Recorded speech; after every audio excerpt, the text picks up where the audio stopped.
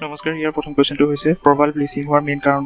এতিয়া কৰেল ব্লিচিং হোৱাৰ মেইন কাৰণেই হৈছে গ্ল'বেল ৱাৰ্মিং বা গোলকীয় উষ্ণতা বৃদ্ধি। ছেকেণ্ড হৈছে ইউটিফিকেশ্যন সম্পৰ্কিত কিহৰ ওপৰত? Water pollution. যেতিয়া পানী প্ৰদূষণ আৰম্ভ হয় তেতিয়া ইউটিফিকেশ্যন আৰম্ভ হয়। Which river of the Indian is known as the biodiversity reserve due to more pollution. So' Damodar নদী হৈছে ভাৰতৰ জৈৱ মৰুভূমি বুলি কোৱা হয়। মেইন কাৰণ হৈছে অধিক প্ৰদূষণৰ বাবে। What is called high temperature in the town city? Answer is it island. যেতিয়া জলবায়ুৰ পৰিস্থিতি উষ্ণ আৰু আৰ্দ্ৰ জলবায়ু হয় তেতিয়া লেটেৰাইট মাটি বিকশিত হয়। চ' নেক্সট, ভাৰতৰ বনাঞ্চলৰ শতাংশ কিমান বুলি ক'লে এনচাৰ হৈছে 24.57%। কৃত্ৰিম বৰষুণৰ বাবে ব্যৱহাৰ কৰা ৰাসায়নিক পদাৰ্থটোৰ নাম হৈছে চিলভাৰ আইডাইড।